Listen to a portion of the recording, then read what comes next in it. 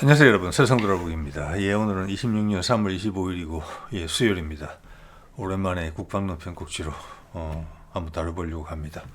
오늘 다룰 만한 가치가 있는 일이 발생했죠. KF-21의 양산 1호기가 출고됐다. 이제 우리 공군에 직접 배달이 되기 시작했다라는 것이고, 자 그러면서 몇몇 보도를 보니까 특히 이제 영어로 된 보도에 상당히 이제 딴 데서 접하기 좀 어려운 국내 언론 여러 보도들은 많이 있는데 대부분 좀 상징성만 강조하지 구체적인 정보는 좀 부족했거든요. 근데 영자로 된 뉴스에는 상당히 구체적인 정보가 있어요. 이것은 왜냐하면은 아무래도 외국에서 보는 사람들은 KF-21의 구매층이 될 가능성이 큰 사람들이 이제 보는 거기 때문에 그런 것 같아요. 자, 그렇게 하면서 이제 이 의미를 한번 짚어보고 지금 언론에서 잘 다루지 않는 개발 과정이 있었던 일. 자, 그럼 무엇보다도 이것은 지금 이 디자인이 완성이 된 게 2019년이고 첫 번째 시제기가 완성된 게 21년이에요. 비행 시작한 게 22년이고. 근데 그 과정에 여러 가지 문제가 있었겠지만 심각한 문제는 없었고 지금 26년인데 생산한다. 1년에 20대 정도 생산하는 것 같아요. 이것은 많은 분들이 이미 알고 계시겠지만 전례가 없는 일입니다. 이것이 한국 산업 전반에, 예를 들어서 BTS가 이번에 한국에서 한국에 상대적으로 인기가 없죠. 물론 많은 팬들이 있긴 하지만 국내 언론들한테 미움틀이 박힌 BTS입니다. 자, 대표적으로 그거죠. 뭐라고 할까? 아웃사이더? 비주류가 주류가 되는 과정인데 외국을 갔다 오면서 주류가 됐고 지금 부정할 수는 없고 외면하고 있는 상황이죠. KF-21의 개발도 그랬어요. 윤석열 정부 때까지만 하더라도 F-35를 추가로 도입하면서 문재인 정부 때 안 하겠다고 한 것을 돈을 4조 정도 쏟아부으면서 그거 지금 이제 계약 취소해야 된다는 말씀도 계속 드리고 있고 지금 그런 움직임이 있어요. 그리고 국산 무장 개발이 상당히 늦춰졌죠. 그리고 블록 1 첫 번째 양산분을 숫자를 줄이려고 그랬어요. 그러면 그 빈 공간은 뭐냐? 외국 무기를 계속 사야 된다는 거예요. 미국 정부가 나서지 않았다 하더라도 미국 내에 있는, 왜냐하면 미국 입장에서 봤을 때 두 가지 측면이 있어요. 미국 방산업체 입장에서 로키드 마틴 같은 경우에는 우리한테 계속 팔아야 되겠다. 이때까지 중요한 고객이 빠져나가는 거니까. 그렇죠. 두 번째는 이놈들이 우리랑 경쟁을 하게 된다는 부분이 있기 때문에 그들이 네트워크를 가지고 있던, 왜냐하면 우리한테 무기를 지금 수십 년대 팔고 있잖아요. 처음에는 우리도 지금 하는 것처럼 공여식으로 해서 2차 세계대전 이후부터 지금까지니까 6.25 전쟁부터 지금까지니까 80년 가까이 네트워크가 형성이 됐을 거잖아요. 그 먹이 사슬이. 그게 윤석열 정부 때 가장 강력하게 발호를 했고 그들이 언론에 다 영향을 미치고 있다고 봅니다. 언론은 기득권의 한 편이에요. 우리 대중의 편이 아니고. 자, 이번에 이재명이 그런 거 했죠. SBS에다가 사과해라. 조폭이다. 이거 저도 기억이 납니다. 그때도 저도 심각하게 헷갈렸던 것 같아요. 직장생활 하는 일이라 바쁜 와중에 제대로 전체를 파악할 수 있는 힘이 없는데 나이도 어리고 그런 김상중이 근엄한 얼굴로 증거까지 들이대면서 그런 표현을 했을 때 흔들리죠. 그다음부터 이재명은 죽일 놈이다, 범죄자다, 이런 식으로 계속 물고 늘어진 거잖아요. 자, 그런 부분들이 있어가지고 과연 이재명이 지금은 지지율도 높고 상황도 많이 반전이 됐기 때문에 거기에 대해서 요구를 하는 건데 언론은 실수할 수 있죠. 그럼 사과도 할 줄 알아야죠. 잘못된 것에 대해서는. 그래야지 발전이 있죠. 내가 쓰고 싶은 대로 쓰고 거기에 대한 뒷감당 안 해도 된다? 이게 전형적인 지배자들의 기득권의 형태거든요. 자, 그런 그들은 그래서 계속 그들과 한편이었어요. 예를 들어서 이런 거 있죠. 문재인 때, 그때 제가 기억이 나요. 그때 문재인 선거하는 날, 박근혜랑 첫 번째 붙었던 때, 그때 졌죠. 그때 문자가 쫙 들어왔어요. 젊은 친구들한테. 문재인이 2조인가 해먹었다고. 지금도 그런 이야기는 있었죠. 문재인이 또 몇 조 이재명이 몇 조 해먹었다고. 예. 그걸 제가 주변에서 직접 목도했습니다. 문재인에 대한 부정적인 인식이 엄청나게 퍼져나가던 그 모습을. 언론이 거기에 동참하고 있는 거죠. 자, 그래서 우리가 엄청나게 비판적인 시각으로 이걸 받아들여야 되고, 이런 SNS의 세상에서 과거 거를 돌이킬 수 있는 힘이 있다. 대중의 기억력이 하루가 아니다. 예, 이런 관점에서 좀 말씀드려 볼게요. 예, 이런 거 정리를 해줘야 되는데 언론이 당연히 안 해주죠. 그리고 이제 엔진 국산화 이야기가 이제 계속 나왔고, 여기에 이것은 마케팅을 해야 되기 때문에 이 정보들이 자세하게 공개가 된 겁니다. 제가 한두 달 전에 소개드릴 때, 그때 뭐 당연히 이제 그 방사청의 자료를 가지고 말씀드리는 거예요. 2040년까지였어요. 이번에 2035년까지로 나와 있더라고요.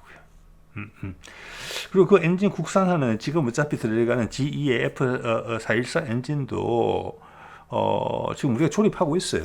그 중에 많은 부품은 또 우리가 국산화를 해가지고 조립하고 있고, F16 때도 그랬어요. 그렇기 때문에 이제 업계에서는 자신이 있다는 것이고, 계속 자신이 있다고 이야기를 했는데, 윤석열 정부 때는 그걸 안 했죠. 자, 여러 가지가 맞물려 있어요. 그래서 판단하는 거예요. 언론은 전반적으로 그게 뭐 경향이든 한겨레든 MBC든 기본적으로 기득권의 편이에요. 그걸 염두에 두시면 좋을 것 같아요. 이번 사례를 한번 더 보시면서. 자, 출고식 했고, 사천에서 했고, 3월 25일 날 오늘 했죠. 대통령 당연히 갔겠죠. 갈만한 일이죠, 당연히. 자, 이거의 스케줄 한번 볼게요. 디자인이 완성이 된 게 2019년이고, 시제기를 제작하기 시작한 것이 20년, 시제기 6대를 제작했죠. 그 중에 프로토타입 제작을 시작한 것이 21년. 그때 이제 프로토타입 1, 뭐 시제기 넘버 1, 이런 게 이제 그때 나왔어. 행사를 크게 했어요, 당시에.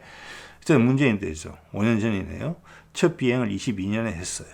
이거는 전례 없이 빠르게 되는 것이고, 속도가 더 붙는 것 같아요, 지금. 네. 독보적인 겁니다. 이렇게, 어떻게 보면 KF-21의 생산에 관여했던 연구자와 업체는 비주류였어요, 비주류. 그래서 그걸 계속 뭉개려고 그랬죠. 왜? 기득권에 도전하는 거니까. 돈으로서. 그렇죠? 그리고 우리나라 기득권은 상당히 친일파의 후예적인 느낌을 많이 줘요. 왜냐하면 우리는 할 수 없다는 것을 엄청나게 강조하거든요. 되게 막 국수주의적인 게 아니에요. 이런 게 아니고 완전히 반대예요. 그래서 현재 기득권은 되게 친일파적인 영향을 많이 받고 있다는 게 있어요. 그래서 그들은 한테 교육을 받았던 한국의 엘리트들이 일본의 시스템을 물려받아서 그 시스템의 특혜를 받아서 한국 사람들을 그게 뭐 경제개발이 됐든 뭐가 됐든지 간에 남북통일 문제가 됐든지 뭐든지 간에 항상 빨대를 꽂으려고 했던 세력이고, 우리 대중들한테는 피지배층한테는 너희들은 안 된다라는 인식을 은연중에 계속 불어넣었어요. 그것이 거의 극한으로 도달했던 게 제가 제기하고 있는 윤석열의 내란에 일본이 개입했다, 관여했다라는 부분이에요. 기시다의 마지막 출장 10월달, 11월달 이때죠. 하루 당일치기로 왔다 간 부분. 미국이 한미일 군사동맹을 완전히 포기했을 때. 예. 자, 그래서 KF-21이 제가 BTS랑 비슷한 걸 본다는 거예요. 이재명을 여기서 본다는 거예요. 이재명이 이야기했죠. 비주류가 주류가 되는 엽기적인 사건이 벌어지고 있는 거예요, 지금. 그게 글로벌하게 따지자면은 패권이 다국화로 가는 거예요. 비주류가 주류가 되는 거예요. 그러면 세상이 온통 다 바뀌겠죠. 예, KF-21이 그렇고 BTS가 그래요. 이미 그런 게 가장 적나라하고 집중적으로 발생하고 있는 데가 우리나라예요. 자, 지금 다국화 세상으로 가게 되면 그 중에 가장 총알은 우리입니다. 이 힘이 무시무시한 힘이에요. 그들은 구석에 몰리고 있어요. 언론도 그 중에 포함이고, 또 다른 게 있죠. 종교 세력들. 불교나 기독교. 예. 자, 이런 말씀을 드리고, 이거 한번 볼까요? 자, 근데 CJ가 첫 번째 생산이 되고 문재인이 갖고 행사를 했지요. 좀 이따 사진 보여드릴게요. 이때 조종사로 탁 등장한 사람이 여자였어요. 그랬더니 막 이런 게 불었어요. 개딸이라고, 또 여자라고. 그때부터 갈라치기가 있었죠. 예. 문재인의 어떤 인기도를 여성에 국한된 것으로 쏘아붙였던 거죠. 그게 지금까지도 뭐 개딸이란 말로 남아 있는 거죠. 그때 중앙일보가 이런 보도했습니다. 박용환은 제가 알기로는 국방 전문 기자예요. 아직도 여기서 밥을 먹고 있는지는 모르겠지만 내부 인사가 이런 이야기를 했다는 거예요. 한국형 전투기 KF-21 시제기 1호가 문재인이 와서 행사를 하고 난 다음에 도쪽 분해됐다. 저 행사를 위해서 준비도 안 된 것을 급거 조립해서 사진 찍었다. 이 이야기를 한 거예요. 이번에 SBS만 사과할 게 아니에요. 이런 친구들 다 사과해야 돼요. 돌이켜보면서 스스로 KF-21의 이 시점에 다른 언론들이 지적해 줘야죠. 그때 이런 일 해프닝도 있었다고. 아무도 이야기 안 할걸요, 아마. 네. 기자 3명이네요. 박용환, 김상진, 이철재. 어디서 밥 먹고 있니? 자, 이게 21년 4월 9일 날 출고식 하는 장면이었죠. 여기서 여자 젊은 조종사가 걸어 나왔죠. 문재인하고 악수를 했든지 포옹을 했든지 그랬을 겁니다. 예. 자, 7월 19일 2022년 그 다음에 1년 뒤에 시제 1호기가 초도 비행을 했습니다. 이때 엄청나게 많은 말들이 있었습니다. 이것도 아무도 정리 안 하더라고요, 보니까. 이때가 윤석열이 취임을 하고 나섭니다. 그런데 이 시제기 1호기의 초도 비행, 첫 비행은 22년 초부터도 가능했던 것 같아요. 근데 날짜가 왔다 갔다 합니다. 윤석열이 3월 때 당선됐잖아요. 그리고 윤석열 측에서는 이게 문재인의 성과로서 어떻게 하려고 한다. 혹시 선거 전에 하려고 할까? 이런 것들이 계속 부각이 됐었고 언론은 조용하면서 거기에 사실은 동참하는 듯한 편성하는 듯한 분위기를 풍겼어요. 왜? 누구도 핵심을 짚어주지 않았거든요. 이렇게 중요한 일이 날짜가 안 잡히고 왔다리 갔다리 했어요. 그래서 결국은 7월 19일 날 했는데 언론에 공개도 안 했죠. 왜? 그 당시는 문재인이 임명한 카이의 사장이 있던 데니까. 비록 윤석열이 대통령이긴 하지만 비공개로 처리했어요. 이렇게 대단한 일을. 그거 언론이 정리해야 되는 거 아닙니까? 스스로 부끄럽지 않습니까? 이게 그래서 왜 아무도 그 당시 문제제기를 안 했는지. 날짜가 왔다 갔다 한다면 이야기했어요. 그리고 이런 친구도 이런 이야기를 했죠. 이 사람이 아마 주간조선인가 월간조선인가 이따 나와가지고 뭐 국방 관련 그 당시에 이렇게 유튜브를 시작했던 것 같아요. 지금 하는지는 잘 모르겠어요. 이런 이야기 하죠. 문재인이 퇴임 전에 KF-21 시험 비행을 하려고 하는 시도가 있다. 예, 꼼수를 부리고 있다. 자, 이게 본격화됐던 게 KF-21의 개발은 박근혜 때입니다. 어떻게 보면은 물론 큰 C는 김대중이 뿌린 걸 알고 있습니다. 그리고 문재인도 받아서 자기 기간 동안 그 역할을 한 거예요. 그러면은 윤석열도 그렇게 하면 되잖아요. 이게 문재인이 개발하자 그래서 모든 성공을 문재인이 시작한 겁니까? 절대 아니거든요. 어릴 때 이거 딱 보면서 나는 되게 옹졸하구나. 예. 자, 이런 부분도 여러 번 노출됐음에도 불구하고 선거 국면에서 우리 언론들이 다 덮어줬죠. 아마 그런 유사한 문제가 문재인과 이재명한테 있었다면 엄청나게 증폭됐을 겁니다. 예. 자, 그때 7월 19일 날 초도 비행을 했는데 이게 내부 행사로 된 거예요. 내부 행사로. 예. 그러면서 실제 사진도 방사청에서 나오고 뭐 카이에서 나오고 공군에서 나오고 이러면서 하루 이틀 있다가 나왔어요. 이거에 파급력을 최소화하기 위해서 했어요. 그래서 카이 내부 행사가 된 거예요. 7월 19일 날. 언론도 다 그 당시에 있었던 슬라이드예요. 언론도 외면하고 국방장관 아예 안 왔어요, 당연히. 그 국방장관이 지금 거의 감옥 갈 수준에 돼 있는 거죠. 방사청장도 안 왔어요. 그래놓고 이 보십시오. 실제 최초 비행 성공 기념 행사는 9월 28일 날 했어요. 예. 윤석열이 임명한 사장이 오고 나서. 그래서 이 조종사가 당연히 같은 조종사였죠. 그 조종사가 사진을 2번 찍었어요. 이게 뭡니까 도대체? 이거를 왜 비판을 안 해요? 언론이. 정말 놀랐거든요. 문재인이 임명한 사장이 있었기 때문에 평가절하했어요. 엄청나게 옹졸한 정권이었거든요. 그걸 언론이 아무도 비판하지 않았어요. 아마 제가 유일했을 겁니다. 비판한 사람이. 유튜브도 통틀어서. 자, 그러면 9월 28일 사진 찍을 때 싹 제일 오른쪽에 노란색 동그라미가 당시 강구영 사장 윤석열이 임명한 사람입니다. 작년 초까지만 하더라도 즉 윤석열이 5년 다 채울 거라고 당연히 생각했겠죠. 연임을 위해서 강력히 언론 플레이를 했습니다.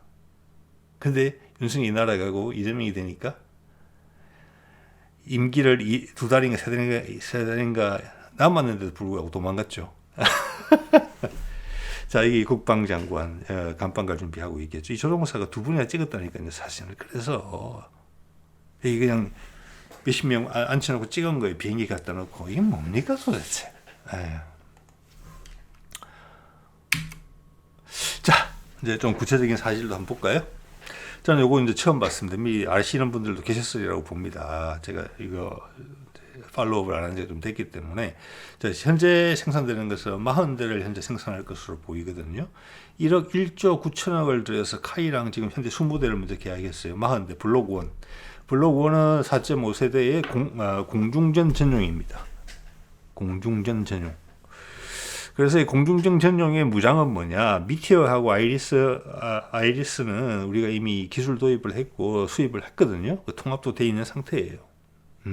이걸 기반으로 우리가 국산 이제 공대공 미사일 개발하고 있는 거거든요. 미티어 4발 싣고 아이리스 T는 단거리 공대공 미사일이에요. 이것은 적외선 유도고 미티어는 덕티드 램젯 기반의 현존 세계 최강의 공대공 미사일입니다. 사거리도 200km 이상 나와요. 네, 그럼 거기에 그 최대 사거리를 활용할 수 있는 레이더가 앞에 장착이 되어 있고 그 레이더가 핵심인데 국산화됐죠.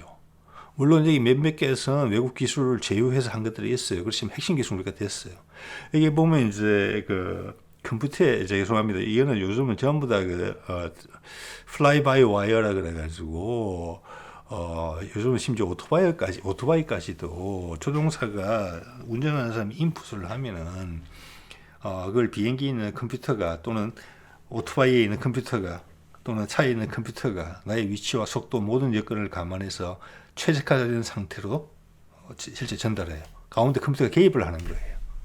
쉽게 말하면 AI가 개입한다 이렇게 보시면 돼요.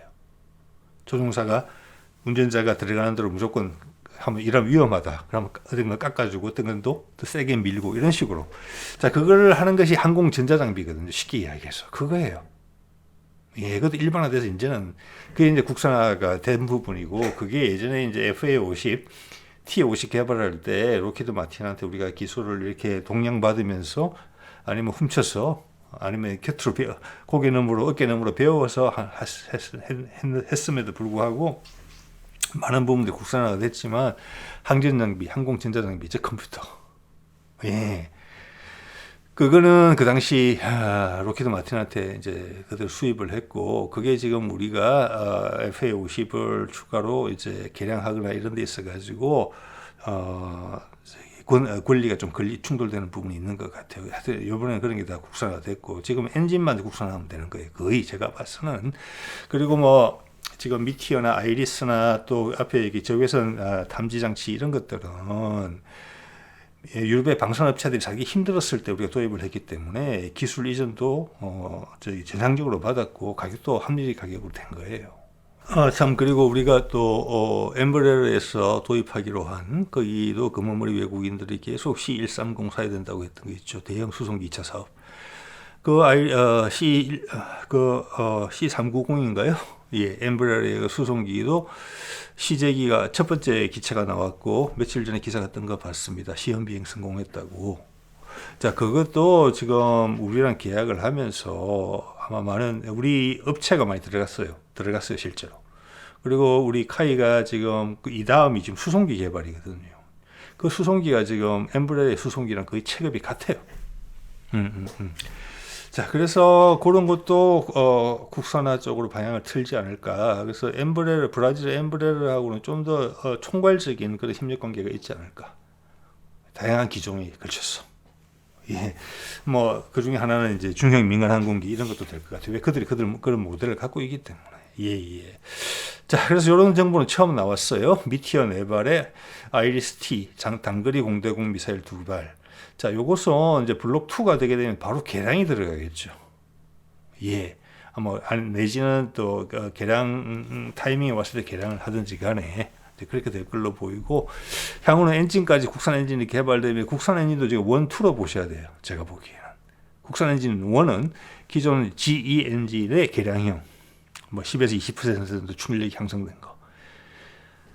엔진 국산화 두 번째는 뭐냐? 그 6세대 전투기용 엔진.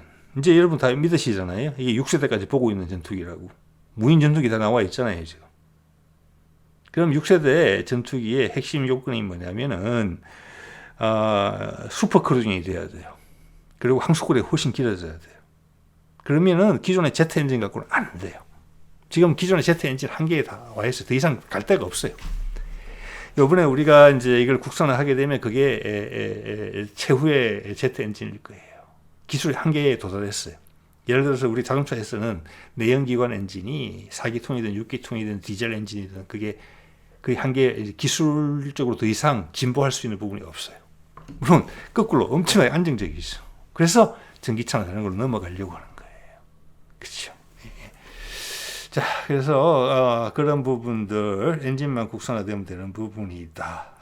단가는 계속 생산할수록 싸지지 않을까 싶습니다. 현재 봤을 때는 단가가 지금 개발하는데 8조가 들었고 이번에 20대 생산하는데 계약이 1조 9천억이에요.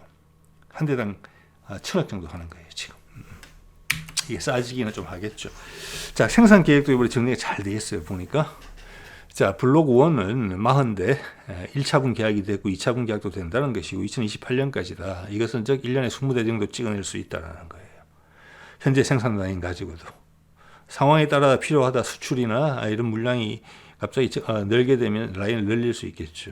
예. 또 그 사이에 해외 파트너십 이런 부분이 또 있을 거라고 봅니다. 자, 블록 2가 되면은 80대를 생산한다. 2032년까지. 이것도 1년에 20대 계획이에요. 블록 2는 뭐냐면은 이제 공대지 무장까지도 들어가는 거죠. 그래서 공대지라 하면 공대함도 포함된다고 봐요. 그래서 지금 이제 무장이 우리가 국산화 시키고 있는데 그걸 지금 앞당기기 위해서 노력하고 있는 거고 충분히 가능할 거예요. 윤석열 때 그게 안 했어요. 그 일을. 자, 그래서 우리 공대 지휘 무장의 핵심은 당연히 미국 무기도 다 달립니다. 이미 오케이가 됐기 때문에. 예. 통합되는 것은 램젯 지금 미티어에 들어가는 그 덕티드 램젯이라는 그 램젯 엔진을 기반으로 계속 미사일들이 나올 것 같아요. 그게 현재로서는 최고의 기술이에요. 가장 큰 장점은 뭐냐? 사거리가 엄청 길다는 거예요. 그리고 공대공 미사일 같은 경우에는 중거리 공대공 미사일 같은 경우는 마지막까지 연료를 남겨놓을 수가 있어요. 가운데 탄력 주행이 가능해요. 탄력 주행이. 마지막에 연료를 남긴다는 것은 마지막에 가속도를 확 올릴 수 있다는 거거든요. 지금의 대표적인 이제 중거리 공대공 미사일 암람 같은 경우는 높은 데를 쏴요. 상대방 적기보다. 그러면서 내려 꽂히면서 맞히는 거거든요. 그런데 그때 이미 연료는 소진된 상태예요. 없어요. 그래서 상대방이 한 번 정도만 피하면은 급기동을 하면서 한 번 정도 피하면 따라가기 어려워요. 암람이. 왜? 더 이상 추력이 나올 데가 없으니까. 방향을 바꿀 수는 있죠. 보통 회피하는 게 회피하면서 급상승을 하거든요. 적기가. 그러면 중력계 반대쪽이잖아요. 그럼 못 따라가요. 왜? 연료가 없기 때문에. 근데 램젯은 연료를 껐다 켰다가 잘 돼요. 마지막까지 남겨놔요. 그래서 이게 피하기가 어렵다는 겁니다. 사거리도 길고. 그래서 저 기술을 최대한 활용해서 할 것 같고, 그것은 우리의 수출에도 중요하기 때문에 최대한 빠른 속도로 지금 개발 중일 거라고 봅니다. 예. 자, 그럼 이렇게 되면은 28년이 되면은 이제 28년이나 29년대 블록 2가 생산될 때쯤 되면은 비행기를 그냥 띄우기는 어려울 거예요. 국산 무장이 달려야 돼요. 공대진 무장이. 아마 그걸 목표로 삼을 거예요. 그리고 그때 이미 이제 본격적으로 국제 경쟁에 뛰어들게 되기 때문에 국산 공대공 무장하고 다 있어야 될 거예요. 지금 미티어나 아이리스-T가 수출에는 어떻게 될지 모르겠거든요. 그것은 아마 수입국이 따로 계약해야 될 거예요. 번거롭지요.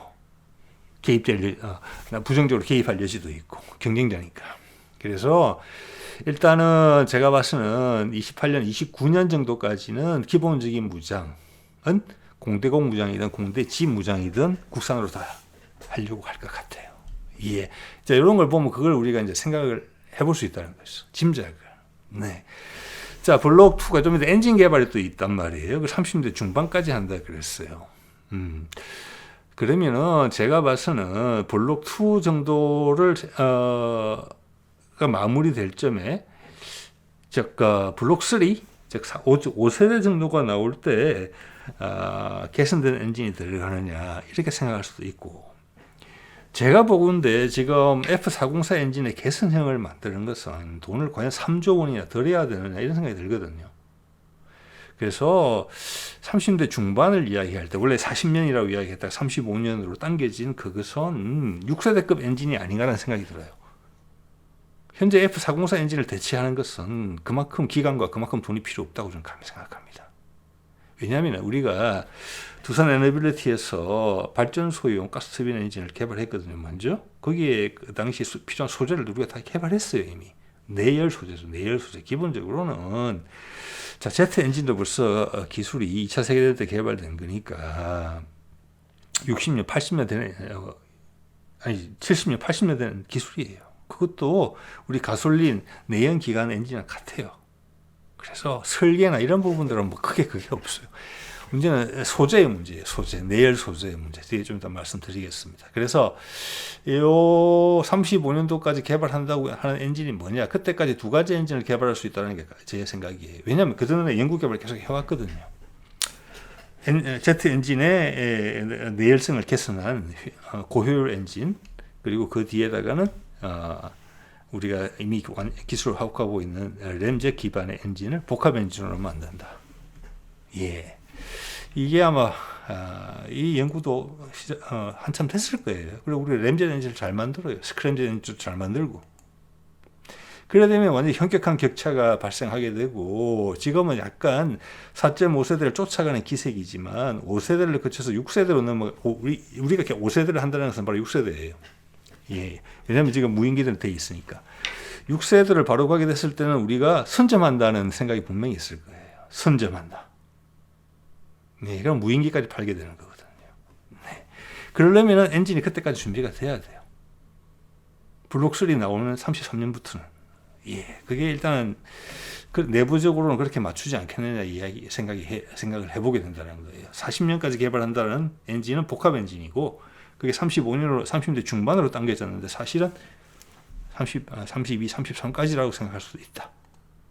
예, 그 앞에 물론 F404 엔진의 개선형이 이미 나오고, 그거는 지금 이미 GE가 지금 좀 이따 보여드리겠습니다만은 인도에도 기술 이전을 해서 현지 생산까지 한다는 엔진이거든요. 이 지금 개선형 엔진은 예, 그거 3조 원 들여서 개발 건 아니라고 본다는 겁니다. 뭐 생산까지 포함하더라도. 자, 여기 보면 이야기 나오거든요. 3조 원 투자해서 30대 중반까지 KF21 엔진을 국산화한다. 이 국산화가 두 가지 말씀을 드린 거예요. 첫 번째 국산화는 이거보다 효율이 10에서 20% 좋아지는 개선형이다. 현재 쓰는 게 F414, 400 엔진이다. 이거 우리가 금방 똑같이 만들 수 있어요. 예, 수십 년간 만들고 조립해왔던 부분이기 때문에. 그래서 이것을 소재를 개선해서 그리고 설계를 약간 변경을 가해서 이미 완성된 디자인이거든요. 이것을 출력을 좀 효율을 향상시키는데 3조 원을 들여서 한다? 7, 8년이 걸린다? 저는 그건 아니라고 본다는 겁니다. 네네. 자, 작년 말 방위사업 추진위원회에서 연관 나왔죠. 첨단 항공 엔진 개발 기본 계획. 자, 지금의 개선형 엔진을 만드는 것을 첨단 항공 엔진이라고 할 것이냐? 저는 그렇지 않다고 봅니다. 이건 개선형이에요. 아니면 그냥 국산화예요. F404 엔진의 국산화. 그 F404 엔진은 오래된 엔진이에요. 미국도 최신이 아니고 오래된 엔진이고 우리가 그 안정성이 마음에 들기 때문에 그 엔진을 산 것이고 또 그 엔진이 뭐냐면은 제가 지금 계속 F414 엔진, 404 엔진이라고 말씀을 드렸네요. 또 하나의 이유는 FA50에 들어가는 엔진이 F404 엔진입니다. 그게 엔진 전체의 최적이 F414랑 똑같아요. 왜? 404에서 개선된 엔진이거든요. 그래서 스웨덴의 그리펜 같은 경우도 404 엔진을 넣었다가 그게 414 엔진으로 대체되면서 폭장량도 늘어나고 속도도 빨라지고 항속거리도 길어진 거예요. 우리도 그것까지 염두에 두고 있다니까요. FA50 엔진이 KF21 엔진에 1단계 국산을 하게 되면 그것도 업그레이드가 돼요. 거기다가 앞에 들어가는 레이더도 그 크기에 맞는 KF21 버전보다 작은 게 들어가야 되겠죠. 기체가 작으니까. 그걸 업그레이드 된다 그러면 FA50만 해도 엄청난 비행기가 되는 거예요. 예. 그게 지금 그리펜 신형이 그 주력이잖아요. 스웨덴에. 자, 그래서 이게 첨단자가 붙었을 때 이 첨단은 다른 거다. 저는 복합 엔진이라고 본다는 말씀을 드렸고, 그 연구 과제가 진행되고 있는 게 계속 포착이 됩니다. 자, 이거 보면 이제 24,000 파운드 급으로 올려서 추력과 연비를 10에서 15% 개선되도록 개발한다. 이렇게 돼 있죠. 이게 뭐냐면은 목표가 같아요. 지금 GE도 이것을 개선하려고 하고 있거든요. 해볼까요? 이게 그 내용입니다. GE가 F414 엔진 얘를 개선형을 만들려고 했다. 그래서 후연, 즉 애프터버너 써서 26,000 파운드라고 이야기하고 있는데 우리는 24,000 파운드라고 했어요. 원래는 22,000 파운드인가 그래요.